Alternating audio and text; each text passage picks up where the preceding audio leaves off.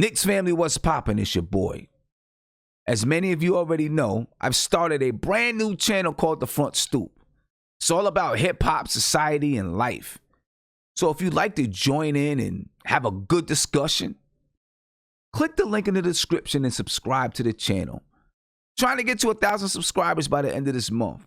I would really appreciate your support. And if you haven't subscribed to this channel, the Nothing But Knicks channel, subscribe to the channel and ring that notification bell so I can keep you updated on everything Knicks. Now let's talk about the front office. According to CBS Sports, Leon Rose may have his eyes on Elton Brand as a possible GM for the New York Knicks. Now, I'm not sure what I think about Elton Brand and the job that he's done in Philadelphia. They're a team that came into this season with expectations of being at least an Eastern Conference title contender.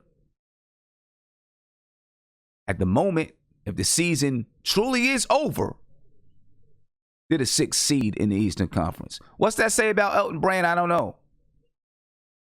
I have to look more into it and study it a little bit more. So we'll see where that goes.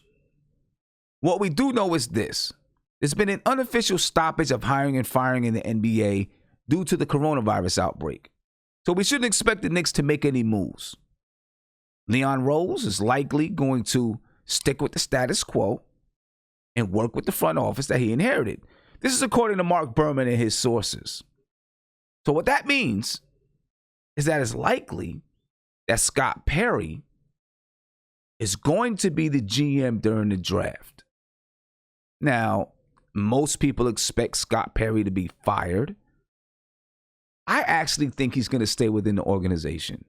Maybe he won't be the GM, but I think he'll do something. They'll move him. Maybe he'll be the head of scouting or something, but I think he's going to be in the organization. I do believe he's valuable. He did a good job with the cap and keeping us flexible.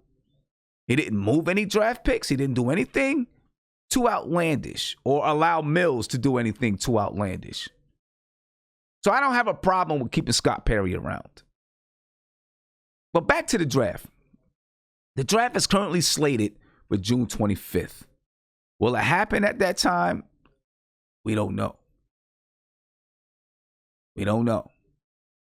But currently, Leon Rose, he's holding scouting meetings through conference call with his scouting staff.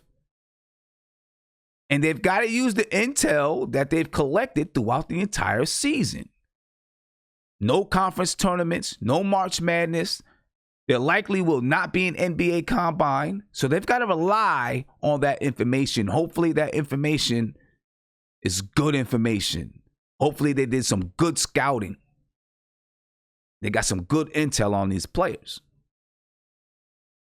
Time will tell. Scott Perry, according to Mark Berman and his sources, throughout the season, they were holding weekly meetings to talk about players. Weekly scouting meetings. See how it works out. They got a 9% chance of being in that 6th seed, but get this. According to Mark Berman in the Post, they have a 50.4% chance of dropping down to the 7th or 8th seed. We're going to see what happens with the Knicks in the front office, ladies and gentlemen. Just wanted to leave you with a little tidbit about the front office and some updates on what's going on. And there's more in this article. We'll talk about it during Knicks Weekly. So make sure you join me on Sportscaster, where I do Knicks Weekly exclusively. Anyway, I want to leave you with a Knicks message to our first responders and to you. On behalf of the New York Knicks, we would like to thank all of our doctors and nurses, first responders, all of our healthcare professionals that are doing so much to help everyone in our country. We want to thank all of you for your dedication and for your passion to serve. You are inspiring all of us and teaching the world about teamwork and sacrifice. You are the true heroes, and we are cheering for you just like you cheer for us. I hope you guys are staying safe. Hope you guys are washing your hands. I miss y'all at the Garden so much. It is very important to take this seriously. We need to continue to support our communities.